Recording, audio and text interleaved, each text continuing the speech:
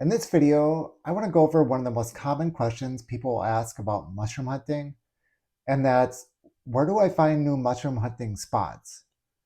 So typically when I look for new mushroom hunting spots, the first thing I'll do is I'll look at Google Maps and I'll kind of scout out the area. There's a lot you can figure out on the maps. You can figure out the topography. You can get a good guess as to what type of trees and what kind of environment you'll be going into. And yeah, depending on what species of mushroom you're looking for, you can kind of, figure out a lot from a map and get good areas where you can go drive around, you can stop and look. Yeah, so I'll go through some of the most common fall mushrooms you'd be looking for, and then I'll kind of show you where I would look on this particular place in the map. So I should say I've never been to this area, and I don't know if it's a wilderness or national park or anything like that, or I don't know if that there's going to be mushrooms there, but I just want to give like an idea of how you would do this in your own area. So I have a couple different types of mushrooms.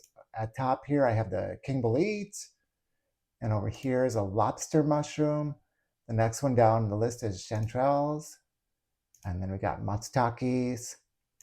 This is a cauliflower mushroom. This is a hedgehog mushroom. And then here we have bear's head tooth. So let's just jump into it. One thing I'll say is when I typically look at the map, like one of the first things I'll look at is the contour lines and try to figure out the elevation gains to figure out how steep it is. So like this area here is it's way too steep, and I wouldn't even consider going to this spot. Like here, it's just, there might be mushrooms there, but it's probably going to be dangerous. It's just way too steep. And so I would start out by looking more for like flatter areas on the map, like around here, like this type of stuff. Even around these areas here look pretty good up on top. So, usually when you're mushroom hunting, you want to kind of stick to the flatter areas, and all these mushrooms can be found in these flatter areas. So it's something to keep in mind. Now, for king boletes, there's really two places you could look. You can either look down at the coast, which is down by the ocean, or you can look up in the mountains. And when they're up in the mountains, they're generally at higher areas. So I know people that they look for mushroom hunting. They do mushroom hunting in the fall, but they can't find king boletes. And the reason for that is they're probably not going up high enough. So I usually find king boletes up at like 4,000 feet or even higher, maybe down at 3,000 feet, depending on the topography of the area. But yeah, I'll generally go up like 3 to 4,000 feet at least, maybe even 5,000 feet for king boletes. And the other thing about the boletes is they like these meadow areas, these areas that they're kind of like they're very flat and they don't drain that well. So the trees don't grow really well there. So it's kind of like these upper alpine or subalpine meadows, and they seem to really like that. They're almost like a swamp mushroom. They really like the really wet areas. So looking at the map here, I can see some of these meadows up here, and I'm kind of looking at like around this lake. See around these edges of this here. That's where I would look for king boletes. So we'll put a king bolete up there. Kind of around, like they're usually not in the middle of the meadows, but just around the edges. Like you can see some of those meadows up in here, and it's flat. So yeah, this looks like the right type of area. Now going into a lobster mushroom, that's a little bit different. So lobster mushrooms, I usually do not find up higher. I usually find them down lower. And that kind of brings us to another thing on this map is if you see up here, you see these trees are kind of defined. You can kind of start to see individual trees. These are areas that haven't been clear cut. So these are more natural areas, and the trees are generally larger there. And then if you look at these areas where you can't make out the individual trees, it's just kind of like a lighter green too. These are areas that have been previously cut. So with lobster mushrooms, I usually find them in areas that are not clear cut. So these seem to like the older growth, darker, deeper forest. So I would start looking at lower elevation for these as well. And like this type of area here looks pretty good. So you flip over to the topo map, it looks pretty good there. It's pretty flat up here. It's around 2,000 feet of elevation. So this looks right to me, like an older growth forest. So let's put them up here, lower elevation. It's a little bit deeper, darker forest. So that's where we're gonna put lobster mushrooms. Okay, now moving into the chanterelles. Now the chanterelles, on the other hand, you might tend to think that like older forests are good for mushrooms, but what I found with chanterelles is a lot of times they don't really like the older forests. They kind of like those clear cut areas, and like in particular, if you find like a clear cut area that's it's grown back up and there isn't much um, light getting to the ground. So it's kind of like 40-year-old trees, not like really recent clear cuts, but just trees that get pretty thick uh, in an area that's been cut, like not too long ago. I would look for so kind of like these type of areas here, maybe around 2 to 3,000 feet, going down to 1,500 feet. These, you do find these chanterelles in areas that are older growth, and I know the older growth, it's more fun to walk around in them. They're more scenic, so you can find them there. But I tend to find if you really want like a substantial amount, I would go look in these areas that is more clear cut areas. So we'll put it there. And then also there is kind of another cravat with this because there are different types of chanterelles. You tend to think like golden chanterelles, there's only one, but there's actually like four different types. And these areas up by the king boletes, like up by these meadow areas, you do find chanterelles up there too. And they're kind of like these, like more like kind of like a dainty, they're kind of a smaller type of chanterelle. And you do end up finding those up at the higher elevation by these marshy areas as well. So a lot of the same area that you'd find the king boletes. So I'm gonna actually put them up here as well. So kind of by this lake, right around the edges of these marshes, maybe up in here and by these marshes. That's another place to find chanterelles. Okay, now moving on to the Matsutakes. So Matsutakes is another one that is kind of a shared elevation area. So in the early fall time, you can find them up higher, but then as the year goes on, you should start looking lower down in elevation. And a lot of times, I do find these in the older growth forest. So maybe if it's been cut like a long time ago, like 60 years ago or something, you can also find Matsutakes in those areas, but nothing like really recent. I don't know, just for us, I tend to find them in the old growth areas as well.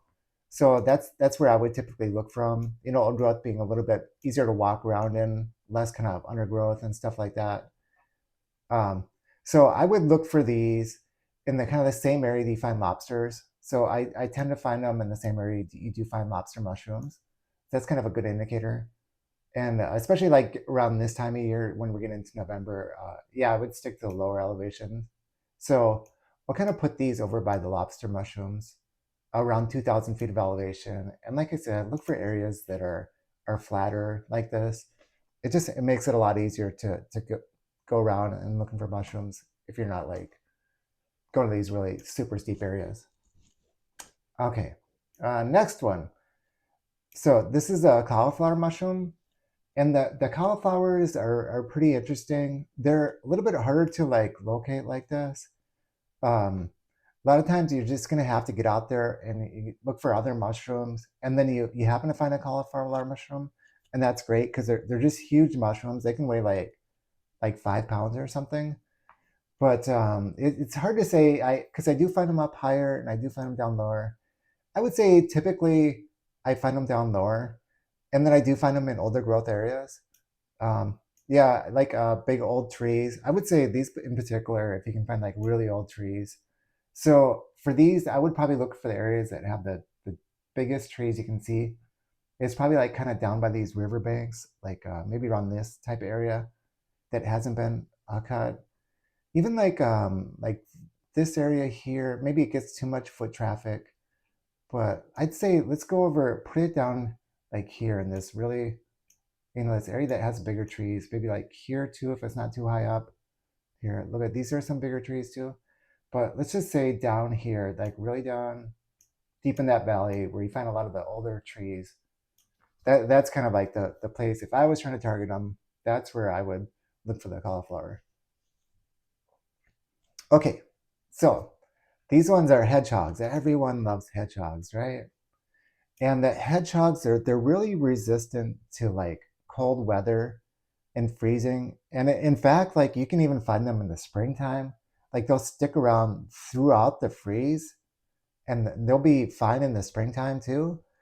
So these ones are just, they're super resistant to being frozen.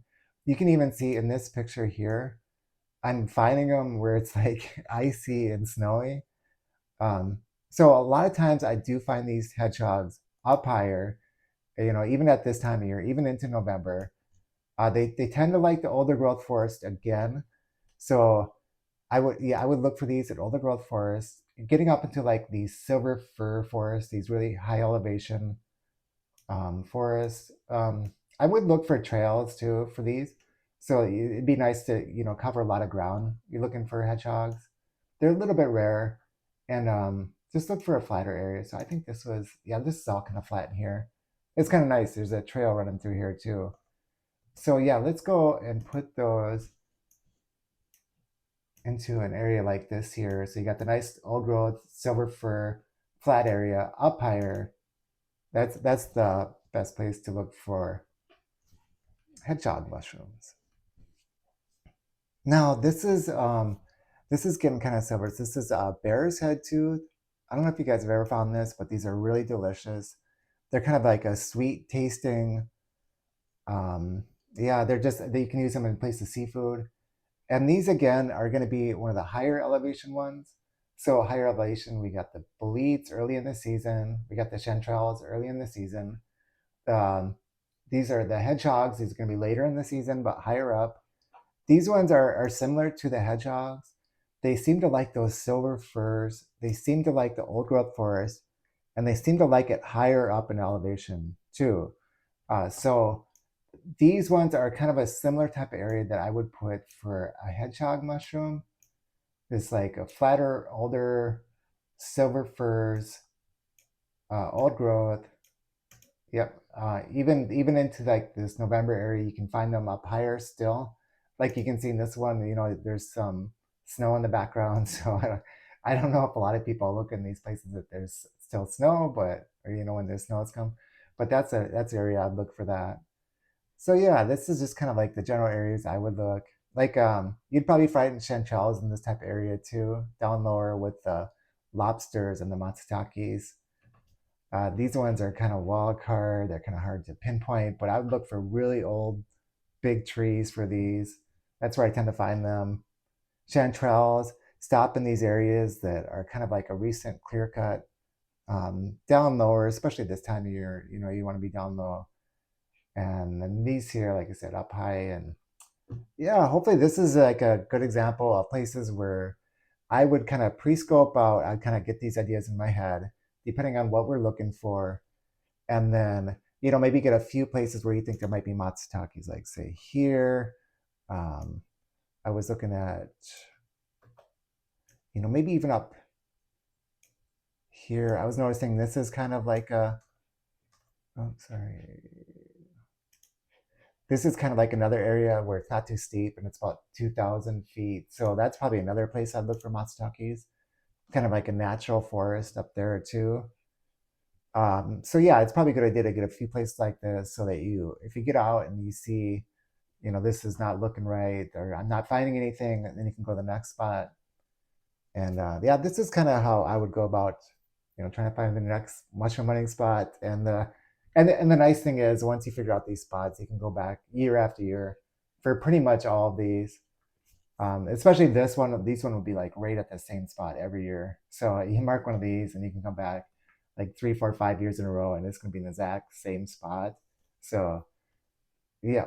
All right. Well, hopefully this helps and I'll catch you guys in the next video.